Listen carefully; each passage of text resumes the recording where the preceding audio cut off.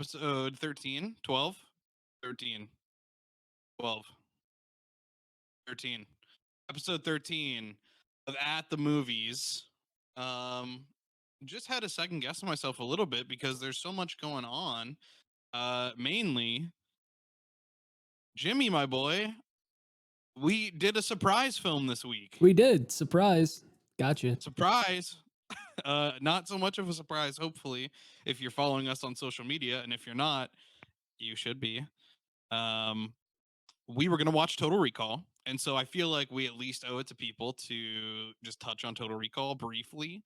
Um, Yeah. and we kind of made this decision jointly because I came down to visit you to do some filming Oh, again. yeah. I forgot about that. And and it went well. And we kind of just didn't feel like watching Total Recall. So Nah. Jimmy, I guess you watched the film recently for the first time, I believe? Second time. Second time. And how you feel about Total Recall? Yeah, it's a good movie if you're just gonna watch it for the first time, and it's a movie with Arnold Schwarzenegger, and I mean, I don't know what else to say. There's like slightly above average acting from the supporting cast. It's about a story that it's either real or it's not real, depending on how you perceive a reality. He goes through these memory enhancements where he can live this life on Mars, but is it just because the memories were implanted, or were they trying to wipe his memory from his time on Mars working for the company? And then, well, I'm not going to spoil it because probably people didn't watch it but it does have a twist ending where his other persona comes back, but that's about it. It's not the best movie. It's not the worst movie. It's right down the middle, baby. Right down the middle. I think it scratches a pretty specific itch. Definitely a Paul Verhoeven movie, and I would say that if you enjoyed RoboCop and you're just like, man, I want like a late 80s, I'm assuming, late 80s, early 90s, but if you're like, I just want that sci-fi action movie that's like kind of dumb, but it's just like, there's Yeah. aliens, there's action, there's, Oh, there's mutants, there's aliens, there's all sorts of weird stuff. There's really crazy special effects, practical effects, especially when they're exposed to the atmosphere on Mars and their eyes are yeah, that's probably like the main reason to watch the movie. yeah, I think yeah, the maybe the effects are standout really good. reason is the effects. So yeah, I don't know. We both like Total Recall. I watched it recently as well for the first time. So and that may have factored in. I told you that I didn't want to take away one of your picks, but we kind of both felt like, well, But you did it we had just anyways. watched this. I did it. I forcibly sat you down. I dragged your Xbox and your TV outside. I Yep. said, "Shut up. We're watching a very seasonal film because it is, let me check my calendar, April, and we're going to watch the WNUF Halloween special." Brief opening. I love this movie. I picked this movie, obviously. This movie is kind of unlike any other movie I've seen before. And it scratches a very specific itch. It is a love letter to, which I've just said about Total Recall as well, but um, WNUF is a love letter to two things: Halloween and also local television. And Cable you might not access. like think you might not think that you miss like local television, but I think when you watch this movie, I've never seen anything that just puts you in such a nostalgia comfort zone Yep. before. Um, so before we move too far, I do want to credit everybody who's worked on this. Just real quick, because this film has a lot of writers and a lot of different directors for its segments, and I don't want to cut anybody's work short. So primarily directed by Chris LaMartina, who also did the cinematography and the editing. And then additional directors are James Branscombe, Sean Jones, Scott McCubbin, Lonnie Martin, Matthew Mentor, Andy Shobe, and the screenplay by Chris LaMartina, Jimmy George, Pat Stork, Michael Joseph Moran, Carly Cooper, Sean Jones, Lonnie Martin, Scott McCubbin, James Branscombe, Matthew Mentor, and Andy Shobe. And I would say primarily the characters we're probably going to be talking about are Frank Stewart, the reporter played by Paul Fahrenkopf, as well as Veronica Stans, played by Nicolette LaFay, and We've got Deborah Merritt and Gavin Gordon, the two news anchors, played by Leanna Shamish and Richard Cutting, respectively. There's more people throughout the film, but those are probably the main people, the main players that we're going to be Yeah, discussing. 100%. Um, so I guess the first thing I want to ask you then is you probably didn't have any expectations for this at all going into it. No, Um, I didn't have any expectations, and I don't know if that made it better for me or I don't know. It's just like when you do anything with no expectations and it delivers more than the bar that wasn't even set, you're left feeling satisfied, and that's how I felt after watching this. Like you said earlier, it definitely scratches an itch that I didn't know I had when we first watched it. When it first came on, I was like, I don't know if I like maybe I made a bad decision. Maybe we should have watched Total Recall. But oh, why are you watching the right. WNUF Halloween special? But but as we watched it, I really enjoyed it. I think that the acting was well done. I really enjoyed Frank Stewart's character. Uh, I loved the idea of this guy at home or person at home recording it just because he missed it from work and just fast forwarding through some of the ads, but watching the ones that were funny.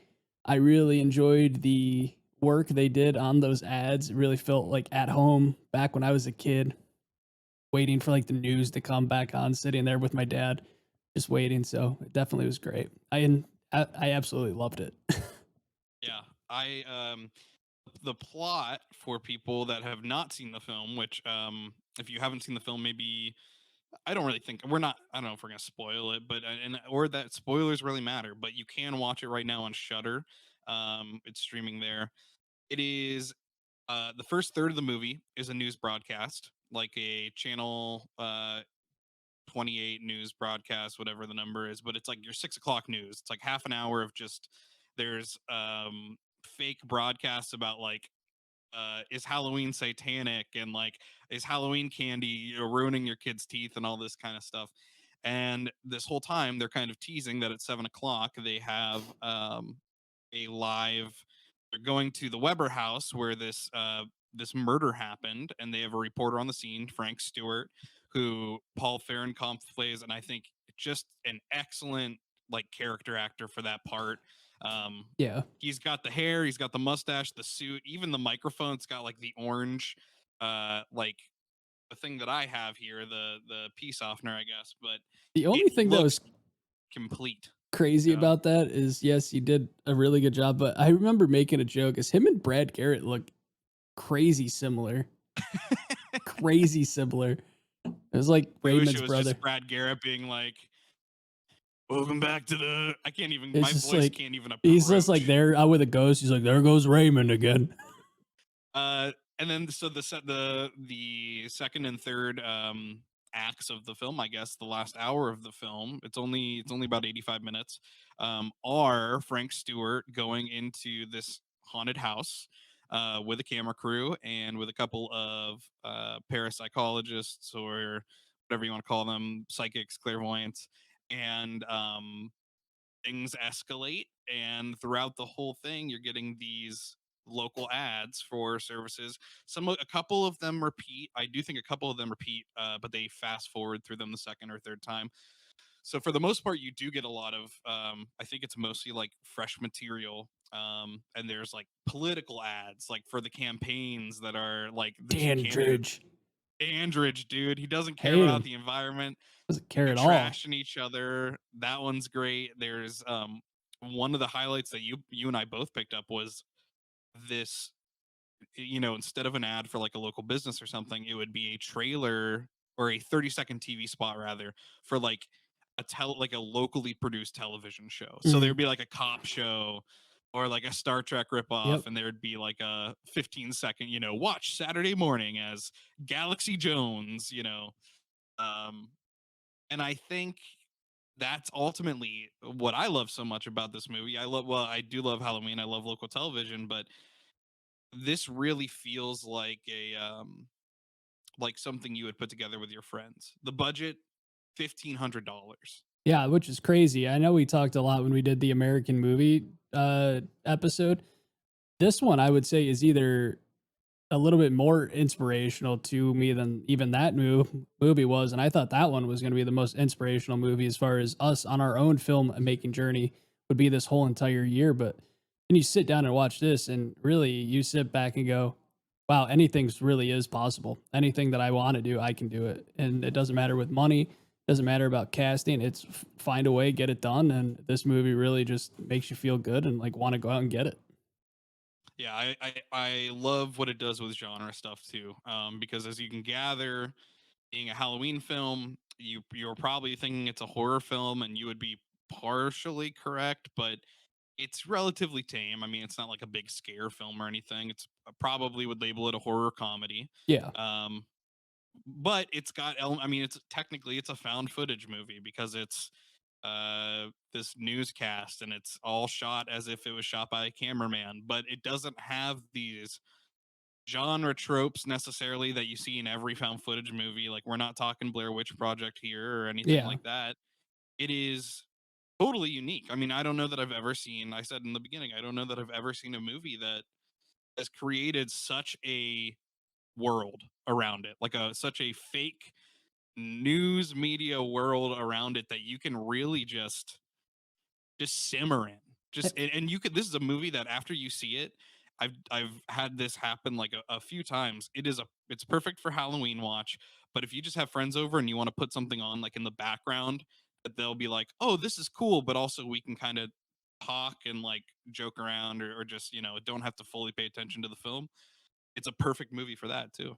I think it's you have to give credit to the everybody. I mean, Frank Stewart, the actor that played him, of the actress that played Veronica, as far as the producer, the two that were the the anchor and co-anchor for the actual news broadcast, the dentist, like everybody just fit their roles so well that it really makes you think. I'm pretty sure if you just showed a clip on the TV, people would think like, "Oh, is this the news, or is this like an old clip that you had on a like a VHS tape?" It was well done. They had an idea and they executed it.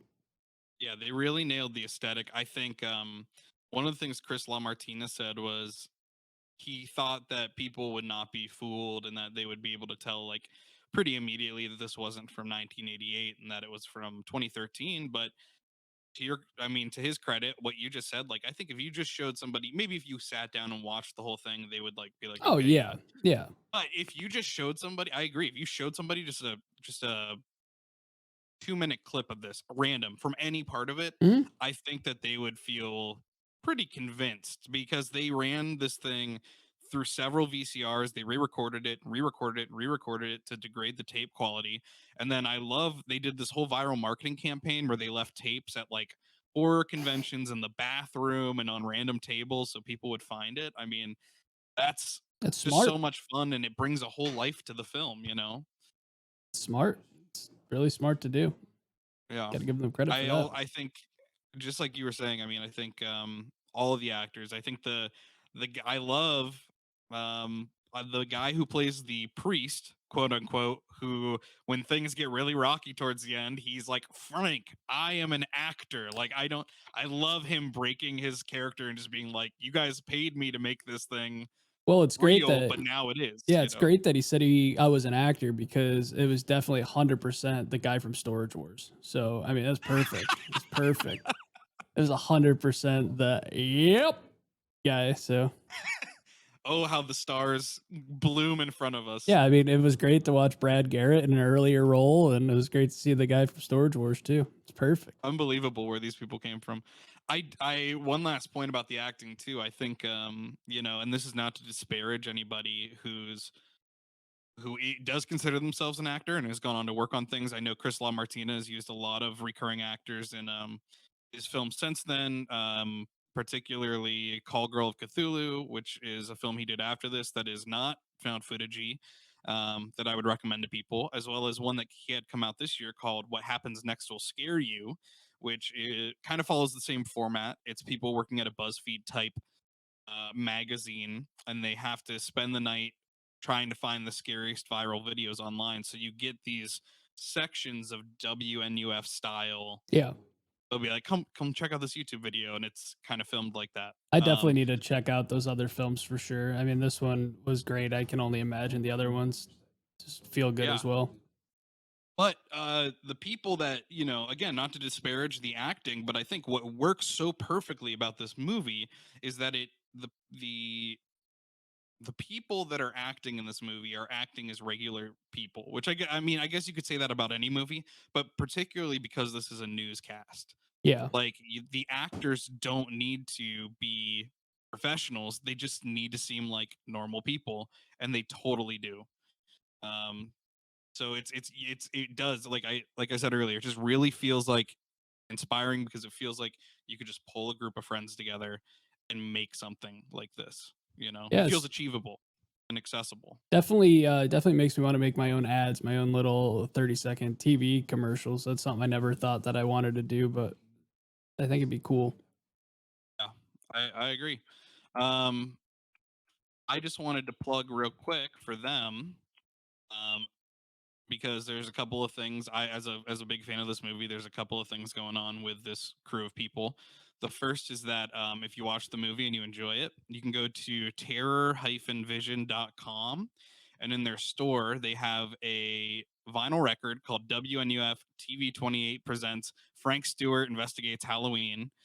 And the first side of it is Frank Stewart telling ghost stories that are local to the area, and the back half of it is the two paranormal investigators from the movie showing you how to, or telling you rather, guiding you through how to do a seance, which is a lot of fun. So if you like that kind of thing, definitely recommend that. And the other thing is that Chris LaMartina is raising money for a sequel right now. So if you want to be a part of that, and the last I checked, he's at about 35,000 of his $50,000 goal. He's been doing his best trying to make the film with the pandemic happening safely. So if you Respect watch that. this movie and you love it, go to GoFundMe, look up WNUF Halloween sequel, and if you donate $30, you'll get a DVD before anybody else does. So even just that much money, I know some people don't have a lot to give right now, but if you love it and you want to see it happen, go for it. 100%. Um, so last thoughts, Jimmy. Do you think this is something that you're going to watch again in the future? Are you glad that we made the swap? Man, that's crazy. I feel like you asked me this before and I can't remember the answer, but um, no, I definitely would recommend this film. I think it was well done, properly executed. I think that it's different than anything else that you're probably going to watch. Definitely going to watch it again because, as I said in the American movie episode, whenever I'm feeling like in a rut or maybe like, oh, maybe this isn't possible, just pop that in and go, you know what? Hey, I'm back. I'm back. Let's go. Yeah. And the other thing I think I would want to maybe, the big takeaway for me for this episode would just be like, this is truly you're truly watching independent filmmakers. Like this is like American movie was interesting because we're observing an independent filmmaker through a professional Yeah. filmmaker's lens. But here it's like you're watching Mark Borchat's movie. It's like this is the thing that Yep. he was making. This is the product. And I don't think you need to be a horror fan to enjoy this. I think that if you are a film fan or an aspiring filmmaker that's just trying to figure out how am I gonna finish this script? How am I gonna possibly film this thing I've been working on? This is what you need to watch in order to feel like, hey, like that thing you're working on, it's achievable. Like this is inspiration to push you across the finish line. I'm glad that we made the switch. Not to discredit Paul de Verhoeven at all, because it's his time to shine in this. But as always, every season we're Ow! throwing a whammy at you, and We this is got it. we Episode did it two, early on. episode But 3 of the season. yes, next week we are going to be returning to the Coen Brothers to watch another favorite of mine. I'm really excited to watch this one with Jimmy because it is Wild Ride, and it's a bit funnier, bit goofier, bit faster paced than the last one. We're watching Raising Arizona, starring Nicolas Cage. Boy, just get ready. I gotta ask you, just because I'm so curious, and also so that people can have a little bit more notice. What's the next Paul Verhoeven movie on our list there?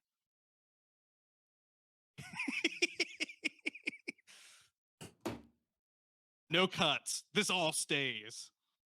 I'll vamp for time as Jimmy Googles Paul Verhoeven filmography.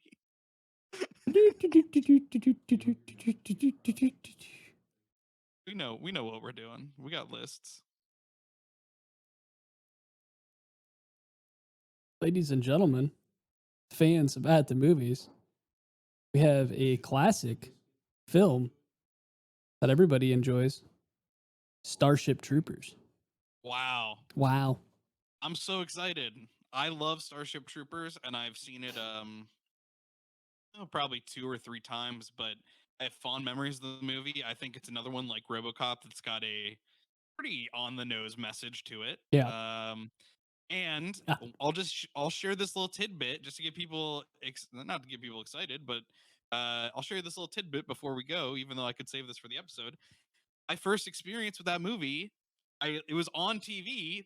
So it connects to the WNUF thing. It was like a local midnight movie thing that they were showing, and all I saw was the part where the guy gets like picked up by a flying bug, whatever they call him in the movie, and he gets like ripped apart by 2 of the bugs, and I had to be like 12 probably, and I was just like so scared of this movie that had these giant bugs. I really thought it was some kind of horror movie, but when you watch it now as an adult with more understanding, it's like a funny movie, and it's also got the sci-fi action thing going for it. So hell yeah.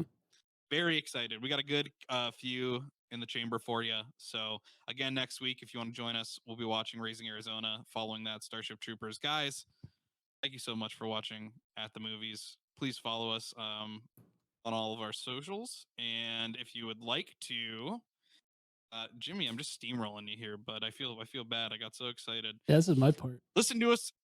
Listen to us on Spotify or Apple Podcasts or wherever you listen to your podcast, because Share us to the world. we have audio. Yep, we have audio episodes now.